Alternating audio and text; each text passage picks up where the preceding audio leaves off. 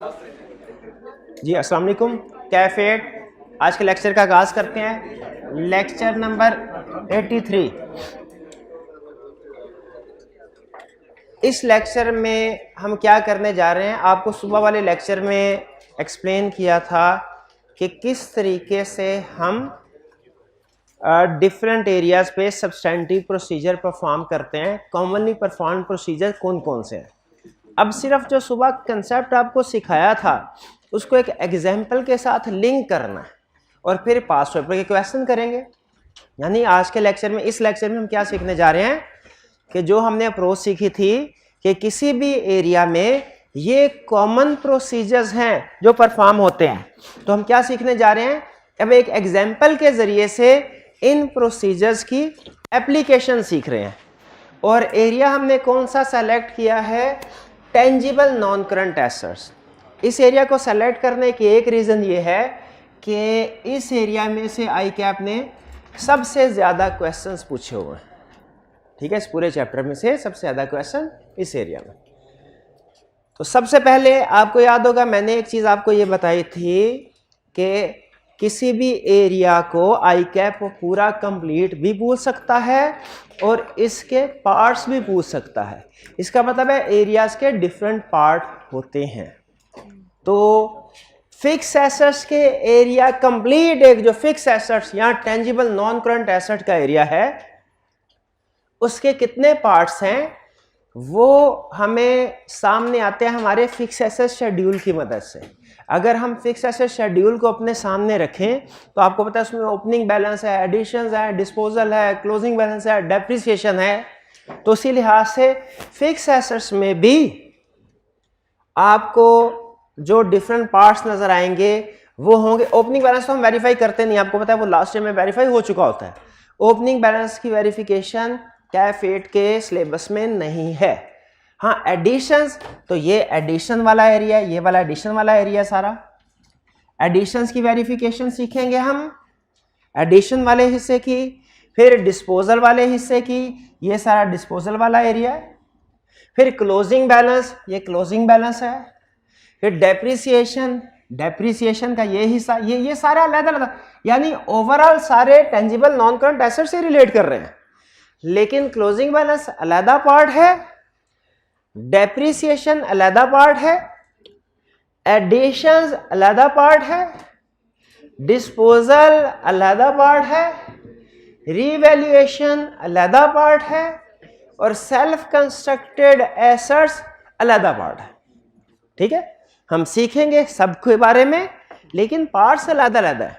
इसलिए कि एग्जाम की केस स्टडी में वो हो सकता है हमसे पूरा एरिया पूछ ले, जो नहीं पूछेगा, पहले कभी पूछा करता था, अब वो छोटे छोटे पार्ट्स की शक्ल में पूछता है केस स्टडी बना के। तो ज्यादा चांस क्या है कि डिफरेंट पार्ट्स को केस स्टडी में प्रेजेंट करके हमसे पूछेगा बताओ इस पार्ट के लिए क्या प्रोसीजर परफॉर्म करेंगे आप। तो सबसे पहले क्लोजिंग बैलेंस, फिक्स एसेट्स का क्लोजिंग बैलेंस। अब क्लोजिंग बैलेंस मैं अगर आपसे पूछूं, अच्छा एक चीज और मैं आपको बता दूं एग्जाम पॉइंट ऑफ व्यू से, प्रैक्टिकली हर एरिया की असर्शंस लिखी जाती हैं और फिर उसके बाद उसके प्रोसीजर्स लिखे जाते हैं। प्रैक्टिस में ऐसे होता है। हमारी फर्म में जो फॉर्मेट होता था वो ये होता था कि पहले प्रोसीजर लिखते थे और उस प्रोसीजर के आगे कॉलम बना होता था, उसमें जो उस प्रोसीजर से असर्शन वेरीफाई हो रही है वो लिखा करते थे। कुछ फर्म का फॉर्मेट ऐसा हो सकता है कि पहले असर्शन लिख ली जाए उसके बाद आगे प्रोसीजर। दोनों से फर्क नहीं पड़ता, दोनों एक ही चीज है। आई कैप ने कुछ एरियाज में प्रोसीजर्स के साथ असर्शंस लिखी हैं, कुछ एरिया में नहीं लिखे। लेकिन जब प्रैक्टिस में आप जाएंगे तो आपको हर एरिया के सामने असर्शन लाजमी लिखी मिलेगी, लाजमी। लेकिन आई कैप ने कुछ एरियाज के साथ असर्शन वाइज प्रोसीजर लिखे हैं और कुछ एरिया में सिर्फ प्रोसीजर लिख दिए हैं, असर्शंस मेंशन नहीं की। हमने याद रखे एग्जैक्टली आई कैप की अप्रोच को फॉलो करना है इसलिए कि आई कैप ने अपने ऊपर ये लाजिम कर दिया है कि जो कंसेप्ट बुक में है मैं वो पूछूंगा, जो कंसेप्ट बुक में नहीं है वो नहीं पूछूंगा, और आई कैप इस अप्रोच को फॉलो करता है, फॉलो करता। इसीलिए जिस एरिया में आपको प्रोसीजर असर्शंस के साथ लिखे नजर आए वो आपने असर्शंस के साथ याद करने हैं, जिस एरिया में असर्शंस नहीं लिखी नजर आए आपने नहीं याद कर। जैसे एक एग्जांपल आज ही के लेक्चर से एग्जांपल देता हूं, जब आप क्लोजिंग बैलेंस को वेरीफाई करेंगे ना, जब ये पढ़ेंगे रीड करेंगे खुद से, तो आपको क्लोजिंग बैलेंस में असर्शंस मिलेंगी, बताएगा इस असर्शन के लिए ये प्रोसीजर, इस असर्शन के लिए ये प्रोसीजर, इस असर्शन के लिए। बहुत अच्छा, प्रैक्टिस में इसी तरीके से होता है। लेकिन जब आप डेप्रिसिएशन, एडिशन, डिस्पोजल या रीवैल्यूएशन या सेल्फ कंस्ट्रक्टेड एसेट्स का एरिया पढ़ेंगे तो आपको उसमें असर्शन सिर्फ प्रोसीजर्स मिलेंगे, तो आपने उनमें सोचना भी नहीं है, सोचना भी नहीं है कि इससे कौन सी असर्शन वेरीफाई हो रही है। जिंदगी को आसान रखना, ठीक है। इसी तरह आप क्रेडिटर्स के सब्सटेंटिव प्रोसीजर्स अगर पढ़ें तो क्रेडिटर्स में प्रैक्टिस में जब आप देखेंगे ना आपको सारी की सारी काउंट बैलेंस की असर्शंस मिलेंगी क्रेडिटर्स के एरिया में, एग्जिस्टेंस, कंप्लीटनेस वगैरह सारी। लेकिन जब यहां पे पढ़ेंगे ना बुक में तो आपको कंप्लीटनेस की असर्शन तो अलहदा से मिलेगी, कंप्लीटनेस ऑफ क्रेडिटर्स, यानी अहम वाली असर्शन के उसने प्रोसीजर बता दिए असर्शन वाले, लेकिन बाकी के जितने भी प्रोसीजर हैं वो इकट्ठे कर दिए। भी पिक कर रहे हैं बात को? तो हमने क्या करना चाहिए, क्या जिस तरह कंप्लीटनेस की असर्शन के अलहदा प्रोसीजर लिखे उसने, तो जो बाकी के प्रोसीजर उसने लिखे हुए हैं हमें वो भी असर्शन वाइज अलहदा करने चाहिए कि एक बुक में जिस तरीके से दिया हुआ उस तरीके से ही करेंगे। यानी जिस एरिया की असर्शन हैं हम असर्शन वाइज याद करेंगे, जिस एरिया की असर्शन नहीं है सिर्फ प्रोसीजर याद करेंगे। जिस एरिया में 2 या 3 असर्शन क्लासिफाई करके प्रोसीजर बताए हैं उस तरीके से 2 या 3 असर्शन और बाकी नहीं। असल में आई कैप का पॉइंट ऑफ व्यू ये है कि बजाय ये कि स्टूडेंट्स को डिटेल समझाया जाए, ऐसी चीज जो प्रैक्टिस में जाके खुद सीख लेंगे, स्टूडेंट को सिर्फ जो ज्यादा क्रिटिकल असर्शन है ना किसी भी एरिया में ज्यादा क्रिटिकल असर्शन सिर्फ वो सिखा दी जाए काफी है। हर एक एरिया के हर एक प्रोसीजर की असर्शन नहीं सीखने। बेबात समझ आ गई? चलिए अब जो मॉर्निंग में आपको कंसेप्ट सिखाया था उसकी एप्लीकेशन सीखते हैं एग्जाम्पल के जरिए से। क्लोजिंग बैलेंस, अच्छा सबसे पहले तो मुझे ये बताइए क्या फिक्स एसेट्स का जो बैलेंस शीट में अपीयर हो रहा है वो काउंट बैलेंस है या क्लासेस ऑफ ट्रांजैक्शन का एरिया है? उसमें देखें असर्शंस यही बनती है, completeness, existence, right application, classification, presentation. अच्छा जिससे पूछता जाऊं सिर्फ वही बताता जाए। कंप्लीटनेस की असर्शन के लिए अब आपने नहीं कहा, मैं 3 क्वेश्चन आपसे पूछूंगा। कंप्लीटनेस की असर्शन के लिए क्या प्रोसीजर हो सकता है कि फिक्स एसेट्स कंप्लीटली रिकॉर्ड हुए हैं कि नहीं? जी शाबाश, एग्री कर लेंगे। पहला स्टेप तो ये है कि हम फाइनेंशियल स्टेटमेंट्स के बैलेंस को जर्नल लेजर के साथ और स्पोर्टिंग डॉक्यूमेंट्स वो क्या fix asset register, fix asset schedule के साथ मैच करेंगे। कंप्लीट है, बेहतरीन। और अच्छा मैं आपको 2 प्रोसीजर बताता हूं लेकिन मैं ट्रिक खेलूंगा, आपको कंफ्यूज करने की कोशिश करूंगा। आपने कोशिश करना है कि करेक्ट प्रोसीजर उसमें से पिक करें। 2 प्रोसीजर, जरा गौर से सुनिएगा। ये ना आप कहें सर ये तो जुड़वा भाई है, ये दोनों में फर्क ही कोई नहीं। सुने, प्रोसीजर नंबर 1, मैंने क्लाइंट से कहा ए भाई फिक्स एसेट वेरीफाई करने आया हूं, मुझे आप सारे फिक्स एसेट्स की लिस्ट बना के तो दे दें। वो जो फिक्स एसेट्स की लिस्ट बना के क्लाइंट देता है उसे कहते हैं फिक्स एसेट रजिस्टर। अगर इन्वेंट्री में यही मैं कहता ना, इन्वेंट्री स्टॉक शीट, बशाबा ये डॉक्यूमेंट्स के नाम याद रखिएगा। इन भाईजान ने फिक्स एसेट रजिस्टर दिया। प्रोसीजर नंबर 1, मैंने फिक्स एसेट रजिस्टर में से सैंपल सेलेक्ट किया और कहा दिखाओ ये एसेट किधर पड़ा है, कहा सर वो लगा है, मैंने कहा ये किधर पड़ा है, वो लगा, ये किधर पड़ा सर ये। एक प्रोसीजर ये है। दूसरा प्रोसीजर, मैंने कहा अच्छा ये एसेट किधर है, दिखाओ दिखाओ लिस्ट में ये एसेट किधर है, मैंने कहा सर ये।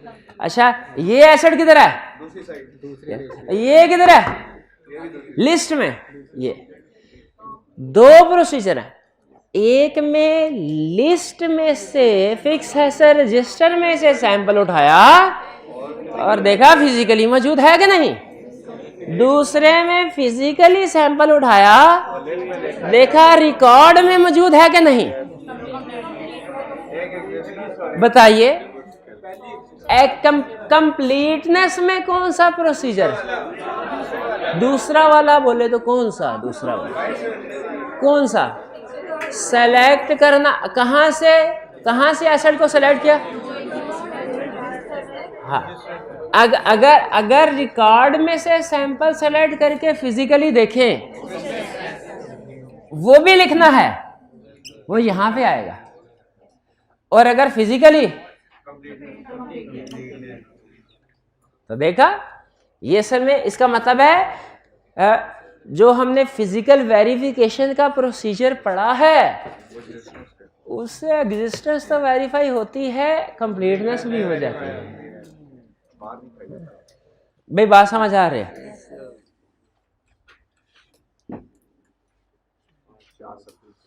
हाँ प्रैक्टिस क्लास है ना, तो उसमें तो क्वेश्चन ही क्वेश्चन होंगे, क्वेश्चन का मतलब इनाम ही इनाम। लेकिन अगर आप टाइम ज़ाया करेंगे ना तो फिर क्लास का टाइम बढ़ जाएगा।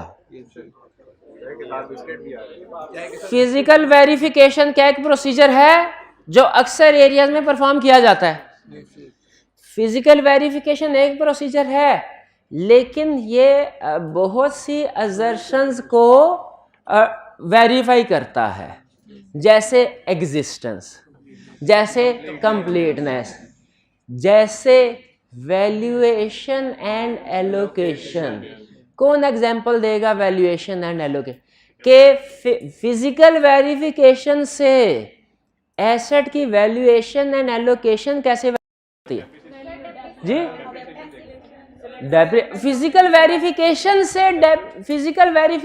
से वैल्यूएशन एलोकेशन कैसे वेरीफाई होगी, ये पूछ रहा हूँ। देखेंगे वो चीज चलती भी है कि नहीं, उसकी कंडीशन देखेंगे। शाबाश, अगर चलती हुई तो फिक्स एसेट है, अगर नहीं चलती हुई तो इम्पेयरमेंट है। भाई बस मर नहीं, मेरे कहने का मतलब ये था। नहीं हाँ, अभी मरने की कोशिश ना कीजिएगा, जिंदगी का मकसद पूरा हो भी जाए फिर भी इंसान को जिंदा जितनी उम्र लिखी हुई है खुद से नहीं कोशिश करनी। तो याद रखिएगा इसका फिजिकल वेरिफिकेशन से एक से ज्यादा असर्शंस भी वेरीफाई हो जाती है। चलिए अच्छा, कंप्लीटनेस बता दिया आपने कहा रिकॉर्ड को एग्री करेंगे, आपने कहा फिजिकल वेरिफिकेशन करेंगे। एग्जिस्टेंस में भी फिजिकल वेरिफिकेशन ही है, लेकिन दोनों में फर्क है। बल्कि वैल्यूएशन एंड एलोकेशन में भी फिजिकल वेरिफिकेशन है, लेकिन तीनों में फर्क है। ये किसी और तरीके से फिजिकल वेरिफिकेशन हो रही है, ये किसी और तरीके से, ये किसी और तरीके से। भाई बात समझ आ रही? वैल्यूएशन एंड एलोकेशन के लिए कोई और प्रोसीजर भी है क्या?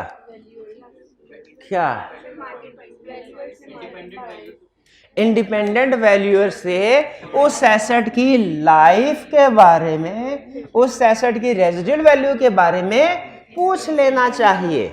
इसलिए कि वैल्यूएशन एलोकेशन का मतलब है डेप्रिसिएशन और इंपेयरमेंट। वैल्यू अगर डेप्रिसिएशन और इंपेयरमेंट ठीक है तो इसका मतलब वैल्यूएशन ठीक है। तो वैल्यूएशन एंड एलोकेशन की असर्शन में डेप्रिसिएशन को भी हम चेक करते हैं। और डेप्रिसिएशन में आपके पास डिफरेंट प्रोसीजर्स हैं, जैसे आप रेट की रीजनेबलनेस देख सकते हैं, लाइफ की रेजिडुअल वैल्यू कंपेयर कर सकते हैं उसे मार्केट रेट नॉर्म के साथ।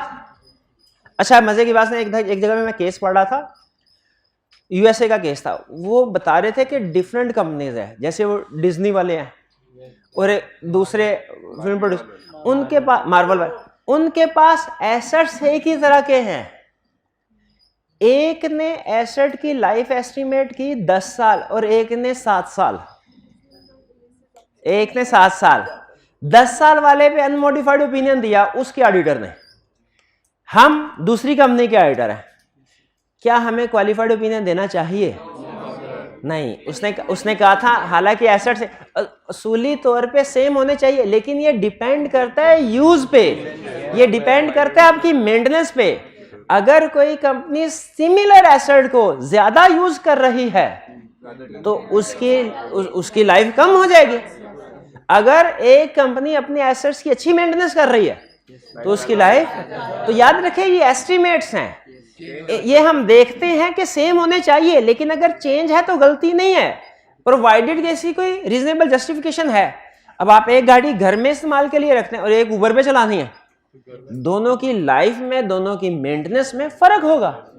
तो इसीलिए हम इसमें मार्केट के साथ भी कंपेयर करते हैं और कंपनी का यूज, कंपनी की मेंटेनेंस पॉलिसीज, इसको भी सामने रख के देखते हैं कि रेट्स और लाइफ रीजनेबल होनी चाहिए। एग्रीड? वैसे ये मजीद डिटेल में अगर आप देखना चाहते हैं तो ये है डेप्रिसिएशन के प्रोसीजर।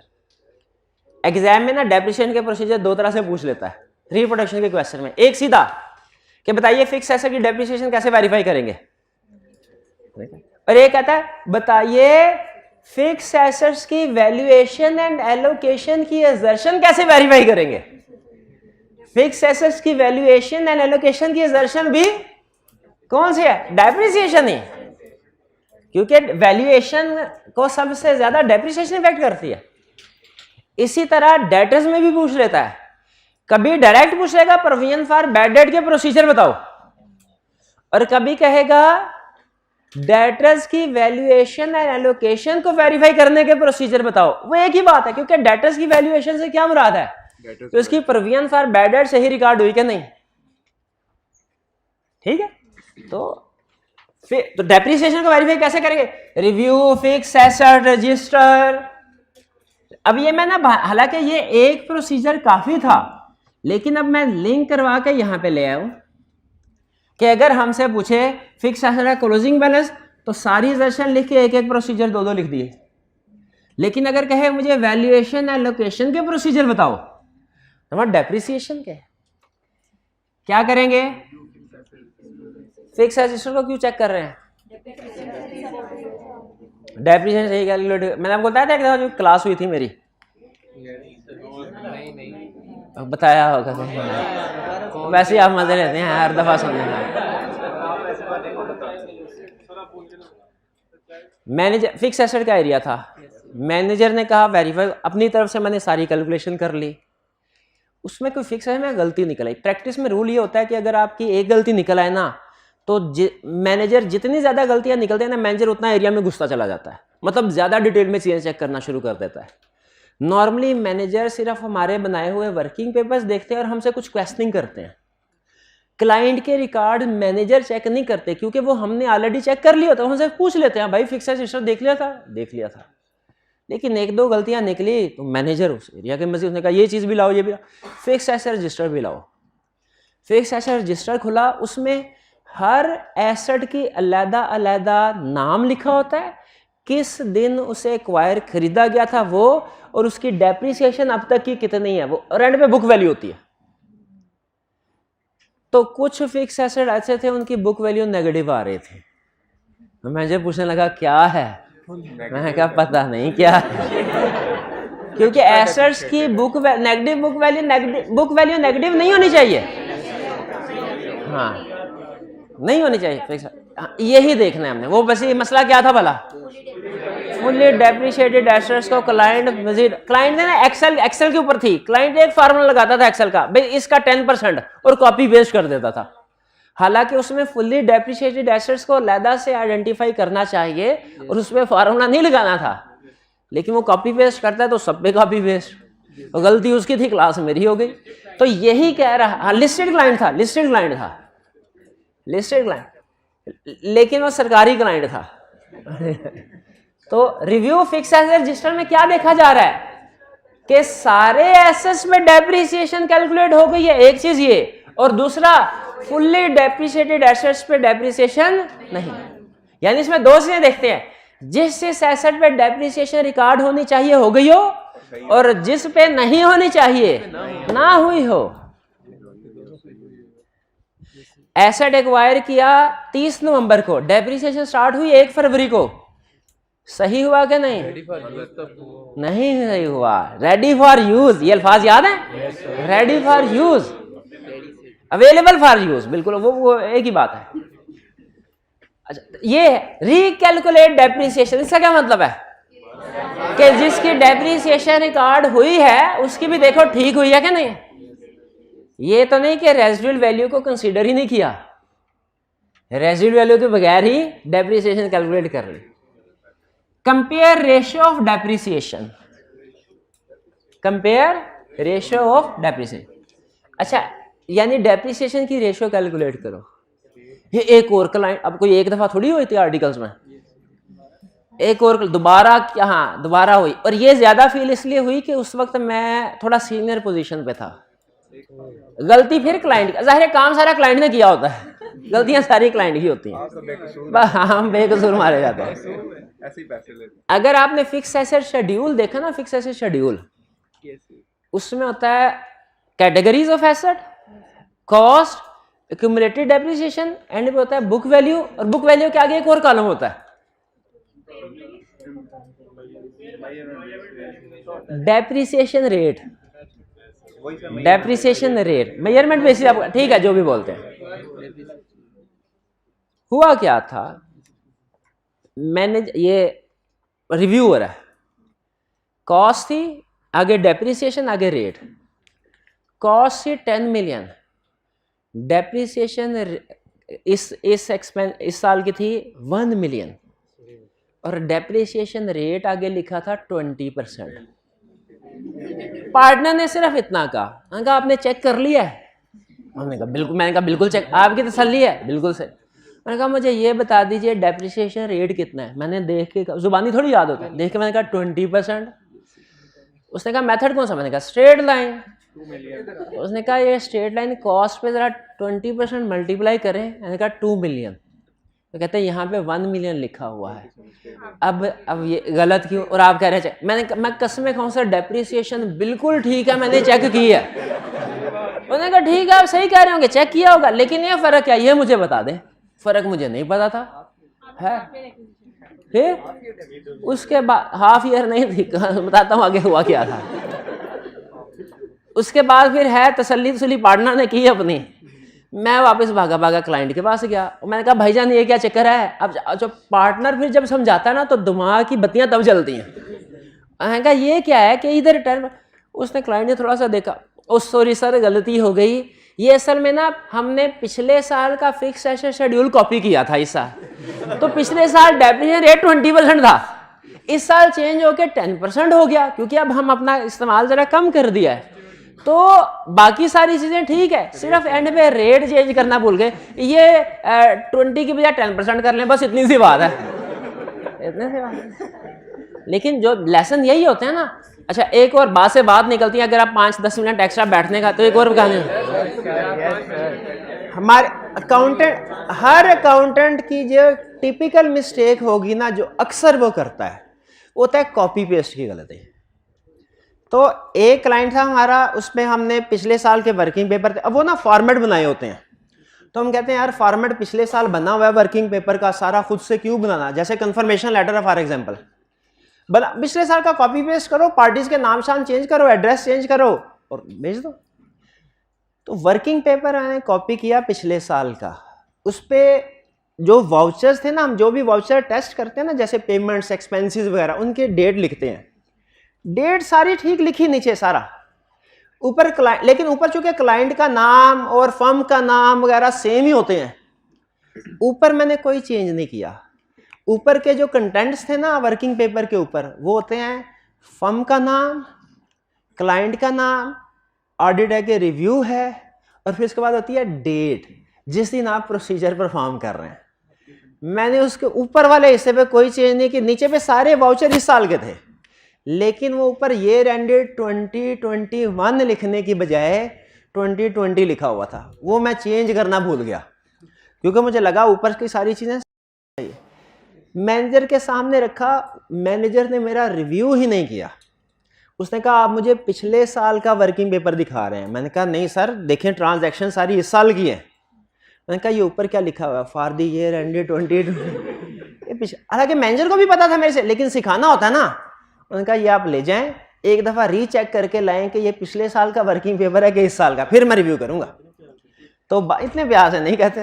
तो बाज़-औक़ात ऐसे होता है, ये गलतियां होती हैं कैलकुलेशन में, जब हम कॉपी पेस्ट कर रहे होते हैं, कैलकुलेशन कर रहे होते हैं, तो फार्मूला में इस तरह की गलतियां हो जाती है। हमें यही सिखा रहा है कि हमने रिकैलकुलेट करना है।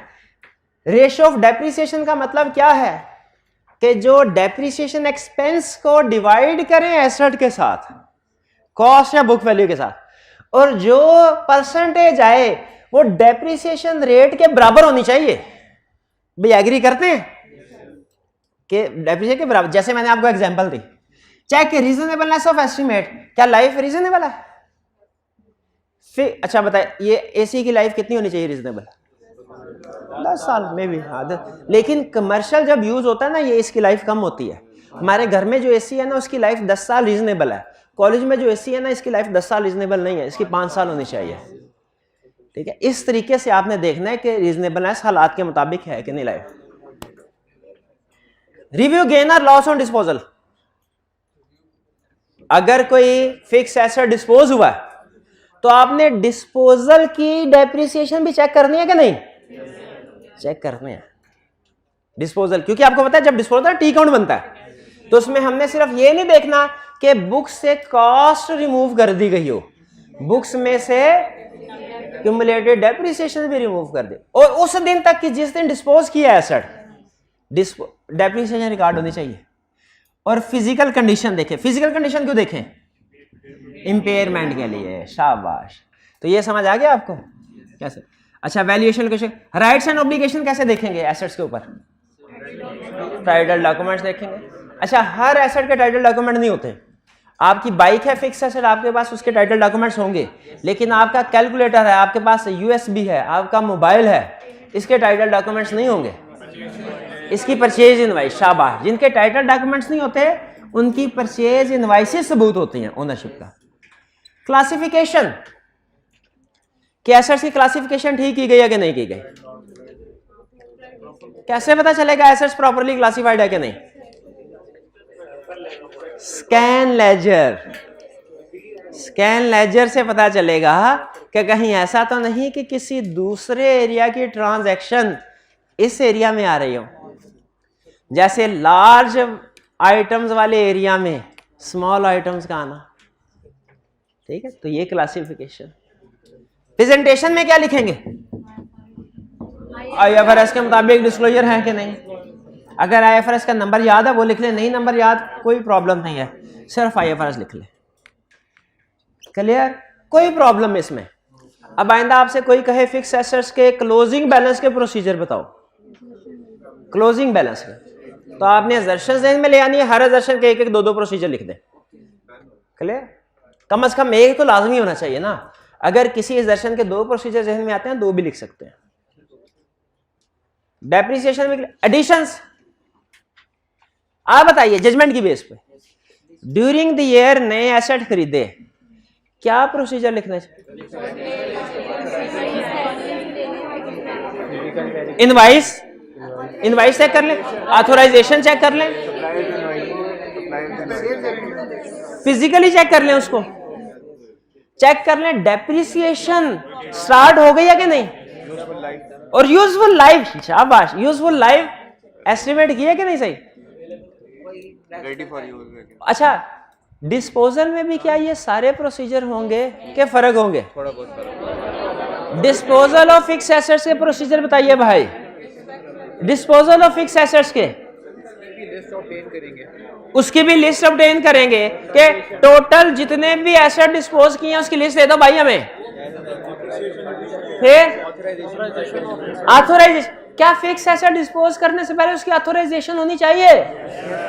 चेक करेंगे, शाबाश। उसके देखेंगे क्यूमुलेटेड डेप्रिसिएशन सही कैलकुलेट होकर रिमूव हुई है कि नहीं। गेन या लॉस ऑन डिस्पोजल भी देखेंगे। हाँ, फिजिकल वेरिफिकेशन भी देखेंगे। हाँ, ये चीज, शाबाश। डिस्पोज की क्यों देखेंगे? डिस्पोज तो डिस्पोज कर दिया, ये ज़हन में रखना है, बिल्कुल छापा नहीं मार देना। डिस्पोजल की फिजिकल वेरिफिकेशन तो नहीं ना हो सकती। शाबाश जी। अच्छा, ऑथराइजेशन का पॉइंट क्या, ये टेस्ट ऑफ कंट्रोल नहीं है? बिल्कुल टेस्ट ऑफ कंट्रोल है, लेकिन आईकैप ने प्रोसीजर में लिख दिया तो क्या करें?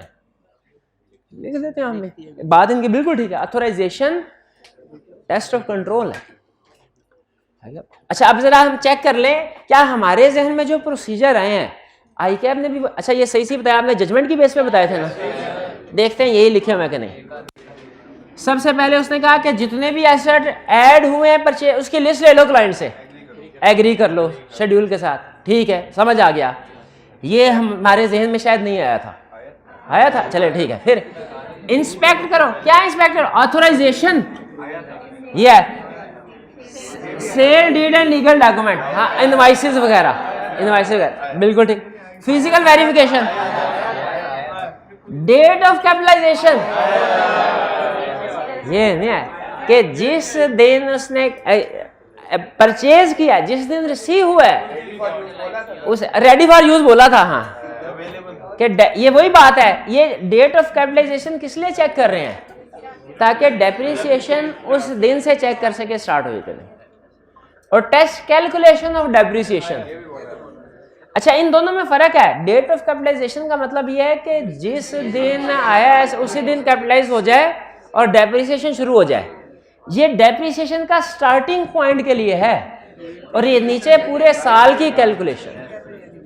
असल में जो फिक्स एसेट्स खास तौर पे ड्यूरिंग द ईयर बाय या सेल किए जाते हैं ना, उनकी डेप्रिसिएशन में गलती होती है।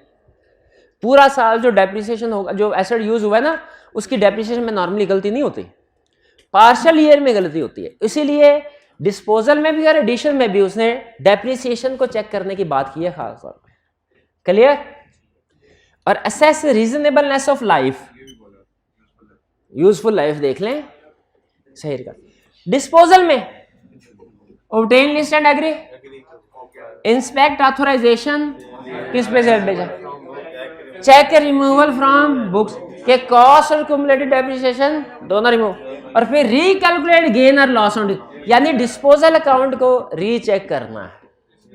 तो इसमें आपने देखा कि अगर ये कंसेप्ट आपको स्ट्रॉन्ग है तो आपने, हालांकि नहीं भी पढ़ा, तो मैं ये नहीं कहता कि जी सारी की सारी हो सके, किसी स्टूडेंट के जहन में सारे पॉइंट्स ना आए हो, लेकिन 50% से ज्यादा पॉइंट्स आपने कवर कर लिए। एग्री करते हैं? यही फायदा होता है इस एक्सरसाइज का, ठीक है, एक्सरसाइज कि डायरेक्ट प्रोसीजर की बजाय कंसेप्ट की बेस के ऊपर आप प्रोसीजर लिखें। आगे चलते हैं। रीवैल्यूड एसेट्स, आप बताइए, क्लाइंट की रीवैल्यूएशन करवाई, उधर छोड़े क्या लिखा हो, क्या करें? एक्सपर्ट की रिपोर्ट लें,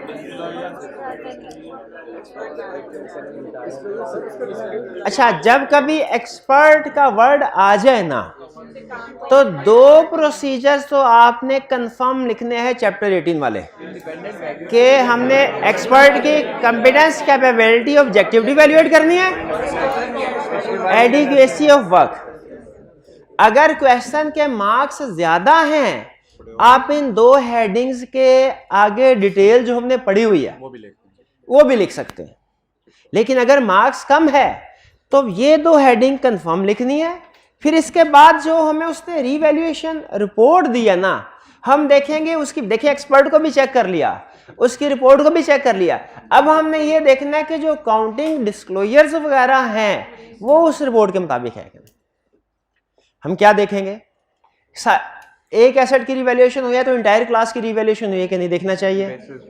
रिवैल्यूएशन सरप्लस एप्रोप्रिएटली रिकॉर्ड हुआ है कि नहीं। आपको पता है net of deferred tax record होता है, ये कंसेप्ट पता है ना आपको? हाँ, फिक्स एसेट्स की इंस्पेक्शन किस लिए कर लें? कंडीशन देख लेंगे भाई, जब जहां पे कंडीशन ये बता सकती है कि मैं इम्पेयर्ड हो गया हूं, एसेट की कंडीशन ये बता सकती है एसेट इम्पेयर्ड हो गया है, वहीं पे एसेट की कंडीशन ये भी बता सकती है प्रेजेंटेशन। अच्छा किस चीज के? एक और कोई नहीं बोलेगा, ये ले पैसे अभी, ये ले भाई, तू याद करने वाला बंद, 100 रुपीज निकला है। अच्छा आप सुनिएगा जरा, बताना आपने सिर्फ ये है, किसी और ने अगर कोई आवाज निकल तो प्राइस कैंसल। इन्होंने कहा रीवैल्यूएशन ऑफ फिक्स्ड एसेट्स के केस में डिस्क्लोजर्स भी लिखेंगे। मुझे ये बता दीजिए, रीवैल्यूएशन कराया एसेट्स को, स्पेसिफिकली कौन से डिस्क्लोजर फाइनेंशियल स्टेटमेंट्स में आते हैं? अगर रीवैल्यूएशन ना ही होती तो कॉस्ट और वैल्यू फर्क, वैल्यूअर का नाम और इंडिपेंडेंट फर्म का नाम, अगर फर्म ने वैल्यूअर का नाम नहीं ठीक है ठीक है ठीक है, मैं ठीक दो लिख देंगे, डिस्क्लोजर दिया या नहीं दिया इसमें, डिस्क्लोजर दिया या नहीं, इंडिपेंडेंस वैल्यूअर का नाम ठीक है और डिफरेंस ये ठीक है, ये दो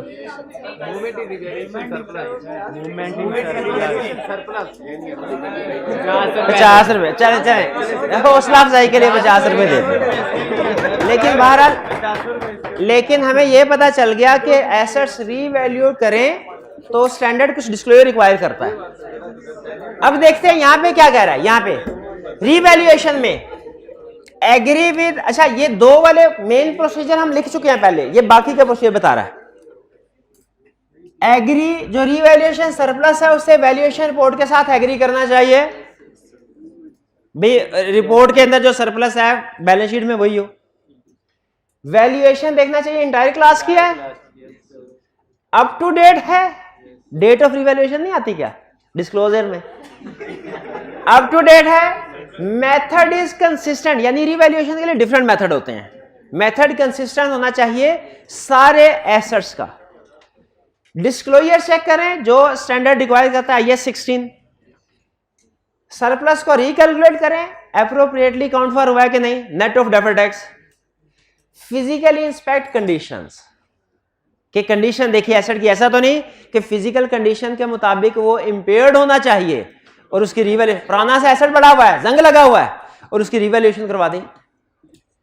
अच्छा अब बताइए, ये इसमें कोई प्रॉब्लम तो नहीं है, आपने पढ़े समझ आ गए, ये है कंसेप्ट। अच्छा इसमें कितने ऐसे प्रोसीजर हैं जो आपको ये पढ़े बगैर, ये कंसेप्ट पढ़े बगैर जहन में आ गए? मैं आपसे पूछता हूं, नहीं कितने स्टूडेंट्स हैं जिनके जहन में ये जो प्रोसीजर लिखे हुए हैं 50% प्रोसीजर, 50% से उससे ज्यादा प्रोसीजर ये पढ़े बगैर आ गए थे? हाथ उठाइए जरा, ऐसे 50-50 है, चले कोई नहीं, देख के भी अगर समझ आ गए तो बहुत है। सेल्फ कंस्ट्रक्टेड फिक्स एसेट, अच्छा इसमें बताइए सेल्फ कंस्ट्रक्टेड क्या प्रोसीजर? कैपिटलाइजेशन देखेंगे कि कैपिटलाइजेशन कब से है, कैपिटलाइजेशन कब से होनी चाहिए, कंडीशन। अच्छा हमारा एक क्लाइंट था, आप सुने, ये भी प्रैक्टिकल एग्जांपल दे रहा हूं। क्लाइंट था, उसके डिफरेंट प्रोजेक्ट्स से हर सिटीज में, और डायरेक्टर्स की परफॉर्मेंस वैल्यूएट होती थी कि इस साल में उन्होंने कितने प्रोजेक्ट्स कंप्लीट किए। तो डायरेक्टर करते क्या थे, जब ईयर एंड करीब आता ना, जून के महीने में 30 जून ईयर एंड था उनका, तो जो भी प्रोजेक्ट्स 90% या उससे ज्यादा होते थे ना स्टेटस उनका, उनको कंप्लीटेड की कैटेगरी में डाल देते थे। और दूसरी तरफ डेप्रिसिएशन भी रिकॉर्ड नहीं करते थे कि सर ये तो अभी यूज में नहीं आए, अब क्योंकि वर्क इन प्रोसेस और यूज में आना भी नहीं था, तो यूज में नहीं है। क्या ये प्रैक्टिस ठीक है? गलत है। इसे वर्क इन प्रोसेस में होना चाहिए और फिक्स एसेट्स की कैटेगरी में नहीं है। ये CWIP की कैटेगरी लेता होती है ना, हाँ, और इसमें डेप्रिसिएशन कब से स्टार्ट होनी चाहिए? कंप्लीट हो जाए। ICAP ने एक केस स्टडी में पूछा, एसेट कंप्लीट हो गया है 2 महीने पहले ईयर एंड से, डेप्रिसिएशन ईयर एंड के 1 महीने बाद स्टार्ट हुई है, गलत है। शाबाश। हमें कैसे पता चलेगा एसेट कंप्लीट हो गया है और रेडी टू यूज है कि नहीं? नहीं, हमें प्रैक्टिकली कैसे पता चलेगा? फिजिकल वेरिफिकेशन से आपको पता नहीं चल सकता। सर्टिफिकेट होता है इंजीनियर का, जो हमें बताता है कि बिल्डिंग रेडी टू यूज है। हमने वो उसे कहते हैं completion certificate, completion certificate, constructed figure. अच्छा, और क्या प्रोसीजर परफॉर्म करेंगे? जो कंस्ट्रक्शन हुई है उसके ऊपर प्रोसीजर तो बताए ना। कंस्ट्रक्शन में खर्चा लगा होगा ना, 3 तरह का खर्चा लगा होगा, मटेरियल, लेबर। मटेरियल का एक्सपेंस जो लगा है कंस्ट्रक्शन पे, परचेज इनवॉइस से वेरीफाई करेंगे। लेबर का पेरोल शीट से, ओवरहेड का बिल्स वगैरह से, या जो भी रेलिवेंट इनवॉइसेस है उनसे। अब देखते हैं वो क्या कहता है। हाँ, ये चाय आ रही है, बिल्कुल आ रही है। बेफिक्र, जब तक चाय नहीं आएगी मैं नहीं जाऊंगा, मैं इधर ही बैठा हूं। आप इधर बैठे, मैं इधर बैठा।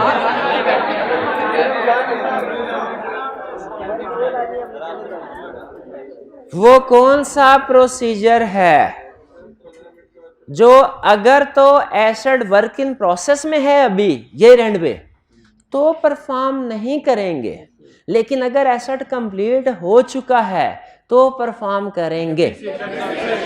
डेप्रिसिएशन का कैसे वेरीफाई करेंगे डेप्रिसिएशन ठीक है कि नहीं? एक्सपर्ट की राय ले ली जाएगी उसके लाइफ के ऊपर, मैनेजमेंट से भी डिस्कस किया जाएगा, ठीक है। और हम इंडस्ट्री के साथ भी कंपेयर करेंगे कि उसकी, यानी इन शॉर्ट ये डेप्रिसिएशन के ही 2-3 प्रोसीजर हम उसमें इंक्लूड कर देंगे। क्योंकि अगर एसेट कंप्लीट हो चुका है, चाहे 1 महीना भी इस्तेमाल हुआ है पूरे साल में, 1 महीना भी चाहे इस्तेमाल हुआ है, डेप्रिसिएशन वेरीफाई करने हैं। तो क्या कहता है self constructive inspect permission of authority. इससे फिर मुझे ये आपने कलमा चौक में देखा वो जो बिल्डिंग मसूद हॉस्पिटल, उसकी 5th अखबार में पढ़ा था मैंने, नक्शा अप्रूव हुआ था उसका शायद 4 फ्लोर का, 5वां फ्लोर उन्होंने बगैर इजाजत के कंस्ट्रक्ट कर लिया था और कोर्ट ने उसको उड़ा दिया था। 5वां फ्लोर उन्होंने कहा उड़ाएं इसको, हालांकि नक्शा अप्रूव, कोई मसला नहीं, उधर कौन सा ट्रैफिक गुजरनी थी, यहाँ कोई जहाज गुजरते टकरा जाए रास्ते में था। लेकिन एक लीगल रिक्वायरमेंट होती है ना कि नक्शा जैसा अप्रूव हुआ है बिल्डिंग वैसे ही कंस्ट्रक्ट होनी चाहिए। तो याद रखिए, अगर क्वेश्चन में उसने सिर्फ इतनी सी बात कर दी ना कि बिल्डिंग सारी ठीक नहीं खड़ी होगी बिल्डिंग, आपने एक्सपेंसिव भी सारे चेक कर लिए, हाँ सिर्फ नक्शा नहीं अप्रूव हुआ उसका केस चल रहा है, तो याद रखे हमें हो सकता है इस एसेट को राइट ऑफ करना पड़े, और करना चाहिए। क्योंकि अगर रेगुलेटरी अथॉरिटी से अप्रूवल नहीं हुई ना, ये बज़ाहिर दिखने में छोटा सा प्रोसीजर लग रहा है, लेकिन प्रैक्टिकली सबसे अहम प्रोसीजर यही है, regulatory requirement. Sample of cost ये हमें डिस्कस कर लिया, मटेरियल के साथ वेरीफाई करें, लेबर को वेरीफाई, ओवरहेड, क्योंकि कोई भी एसेट कंस्ट्रक्ट करते हैं ना, ये 3 ही एक्सपेंस होते हैं, material, labour, overhead. Discuss capitalisation policy and review capitalisation policy client के साथ डिस्कस कि एसेट कब अवेलेबल फॉर यूज हुआ है, हम बोरोइंग कॉस्ट अगर कोई है उसकी capitalisation, and review list of capital expenditure, जो एक्सपेंडिचर कैपिटलाइज हुए हैं उसकी लिस्ट देखिए। क्यों? तुम्हें छोटे छोटे रेवेन्यू एक्सपेंडिचर तो कैपिटलाइज नहीं हुए क्या? Compare budget with actual cost, अंदाजा कितना था, उस अंदाजे से ज्यादा तो नहीं है। अच्छा, मुझे याद आया अकाउंटिंग में ना, जब मैं स्टूडेंट था एक एडजस्टमेंट होती थी कि वर्क इन प्रोसेस पे भी इंपेयरमेंट लॉस रिकॉर्ड हो सकता है। ये आपने पढ़ी हुई एडजस्टमेंट? वर्क इन प्रोसेस पे भी इंपेयरमेंट लॉस रिकॉर्ड हो सकता है अगर उसकी कॉस्ट इतनी ज्यादा बढ़ जाए कि वो प्रोजेक्ट प्रॉफिटेबल नहीं रहा। अच्छा, एक मिनट मैच करवा देता हूं। आपने वर्क, ठहर जाओ, वर्क, हाँ पढ़ा सीफा पे था वैसे। Work in process inventory NRV पे आ सकती है? ऐसे ना करे, ये तो कैफ में पढ़ा था मैंने। Work in process inventory return down to NRV, ये पढ़ा हुआ ना। एग्जैक्टली इसी कंसेप्ट को सामने रखते हुए कैपिटल वर्क इन प्रोसेस पे भी इम्पेयरमेंट लॉस रिकॉर्ड हो। तो यहाँ पे बेसिकली हम ये देख रहे हैं कि कहीं एक्चुअल कॉस्ट बजटेड से बहुत ज्यादा तो नहीं बढ़ गई, इतनी ज्यादा कि वो प्रोजेक्ट अब प्रॉफिटेबल नहीं रहा।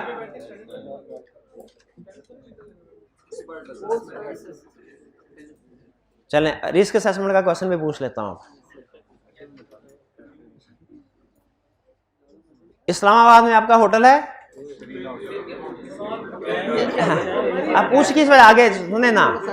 इस्लामाबाद में खुदा ना खास्ता इस्लामाबाद में बम धमाके बहुत ज्यादा हो रहे हैं और अब कोई लोग भी इस्लामाबाद की तरफ आने को तैयार नहीं है सैर तफरीह करने के लिए। आपकी फाइनेंशियल स्टेटमेंट पे क्या फर्क पड़ेगा?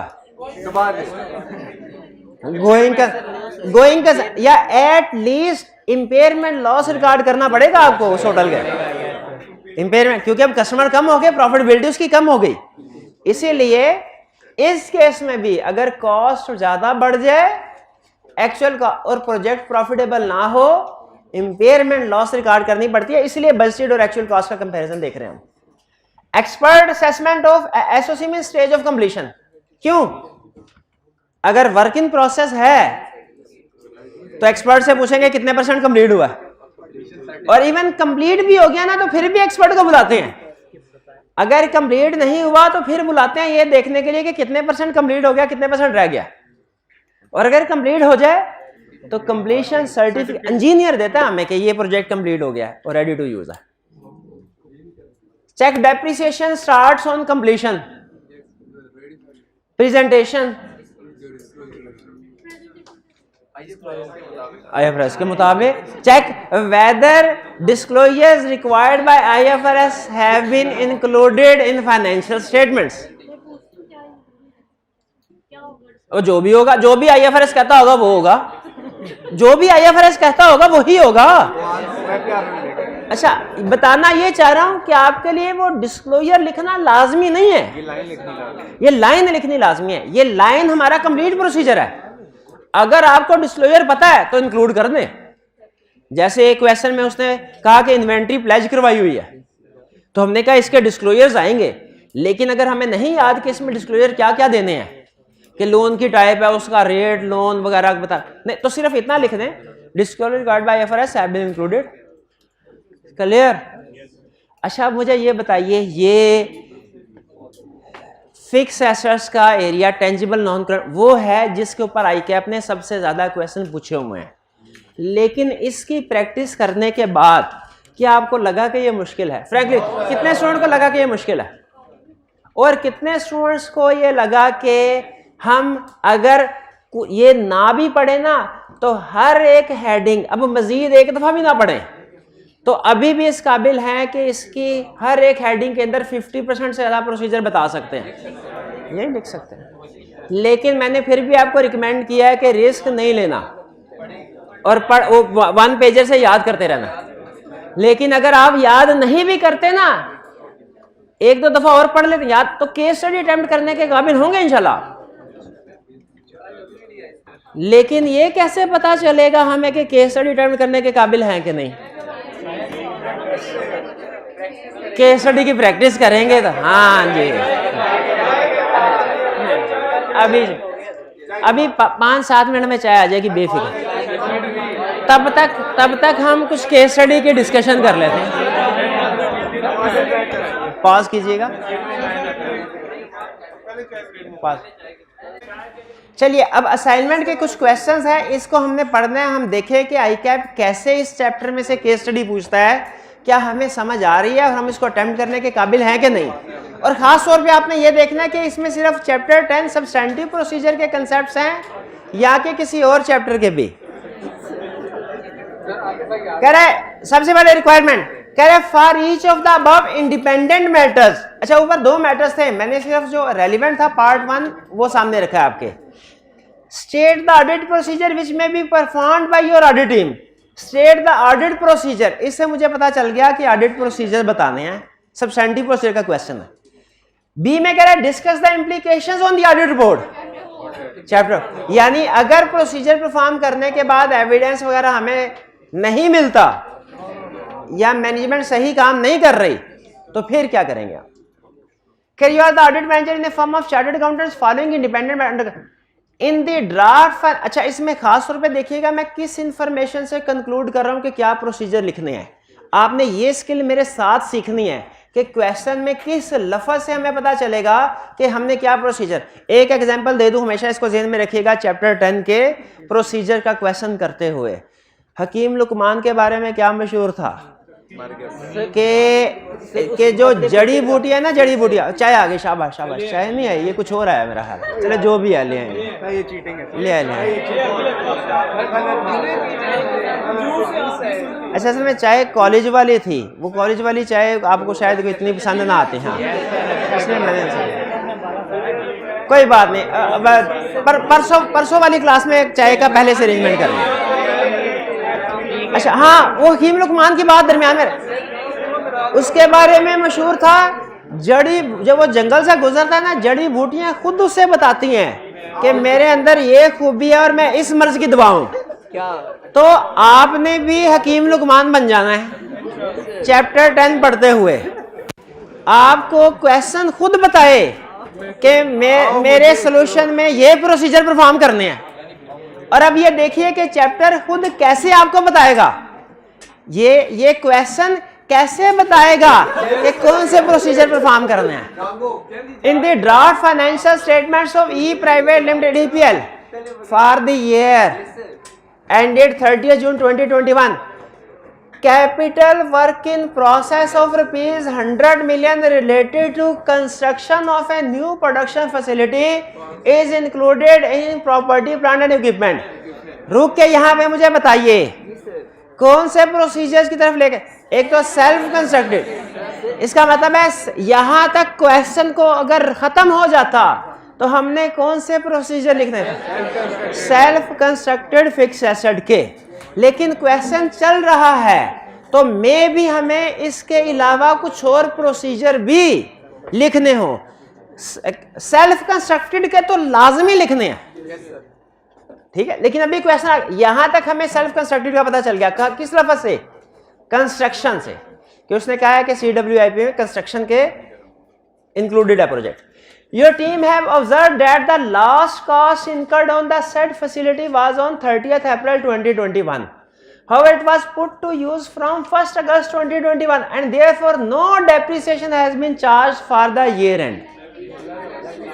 ना अच्छा, यहां तक डेप्रिसिएशन के प्रोसीजर की इंफॉर्मेशन है। वो कह रहा है क्लाइंट ने डेप्रिसिएशन चार्ज नहीं की। यहां पे जो इस 2 सेंटेंसेस में इशू है वो क्या है भला, डेप्रिसिएशन का नहीं है, स्टेज ऑफ कंप्लीशन का है। क्लाइंट कह रहा है कि कंप्लीट हुआ है ईयर एंड के बाद, और हमें पता चल रहा है कि लास्ट कास्ट अगर 30 अप्रैल को इनकर हुई है तो ये 30 अप्रैल को कंप्लीट हो चुका था। तो यहां पे एक स्टेज ऑफ कंप्लीशन का फर्क है, डेप्रिसिएशन का फर्क भी है। अगर ये बात साबित हो जाती है कि ये कंप्लीट 30 अप्रैल को, तो फिर डेप्रिसिएशन की भी गलती है। आगे कह रहा था useful life of the said facility is assessed to be 10 years। जब कभी क्वेश्चन में यूजफुल लाइफ बताए, जब कभी क्वेश्चन में, इसका मतलब है वो हमने उसको चेक करना है, चेक। तो अब हमें इस पूरे क्वेश्चन में 3 इंफॉर्मेशन को वेरीफाई करने के प्रोसीजर बताने हैं। एक कंस्ट्रक्शन, दूसरा कंप्लीशन किस डेट पे हुई, और तीसरा 10 years की वेरीफाई कि क्या ये लाइफ, ये 10 year रीजनेबल है। यानी 10 year का मतलब डेप्रिसिएशन की वेरिफिकेशन का प्रोसीजर, क्योंकि 10 year डेप्रिसिएशन के लिए यूज होंगे ना। तो हमने कंस्ट्रक्शन के प्रोसीजर लिखने हैं, उसमें खास तौर पे एक्सपर्ट की स्टेज ऑफ कंप्लीशन, एक्सपर्ट के सर्टिफिकेट की बात करनी है, और फिर ये 10 years की वजह से डेप्रिसिएशन के प्रोसीजर भी लिखेंगे। क्लियर? अब मैं आपसे वो प्रोसीजर पूछ रहा, कंस्ट्रक्शन अभी हमने डिस्कस की है और आप बता भी देंगे। घर जाके एक दफा सोल्यूशन देख लीजिएगा, कोई प्रोसीजर समझ ना आए तो पूछ लीजिएगा। मैं भी सिर्फ आपको क्वेश्चन का एनालिसिस करना सिखा रहा हूं। अगर ये लाइन ना होती ये यहां तक ये वाली लाइन, तो फिर डेप्रिसिएशन के प्रोसीजर ना लिखते, कंस्ट्रक्शन के लिखते, कंप्लीशन के लिखते। अच्छा, ये जो आगे उसने बात बताई है draft financial statement show profit before tax, ये किसने बताई है? पार्ट ए कैलकुलेट हो गया, बी में इंपैक्ट ऑन ऑडिट रिपोर्ट, वो कैसे डिस्कस करेंगे?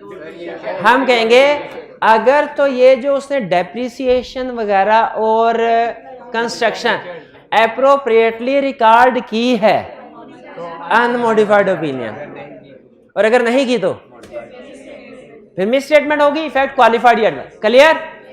अच्छा बताइए, क्या सिर्फ अगर सब कुछ ठीक रिकॉर्ड हुआ है तो अनमोडिफाइड ओपिनियन के साथ कोई पैराग्राफ आएगा? की ऑडिट मैटर आ सकता है, क्योंकि ये सिग्निफिकेंट इशू है। Revaluation, impairment, defer tax, lease, goodwill, ये सारे की ऑडिट मैटर, सिग्निफिकेंट एरियाज की ऑडिट मैटर की तरफ जाएंगे। क्लियर? अब अगला क्वेश्चन इससे भी इंटरेस्टिंग है ना, ऐसे ना करें, जब तक जूस खत्म नहीं होता तब तक, जब तक आखिरी स्टूडेंट का जूस खत्म नहीं होता। नहीं समझ आ रही?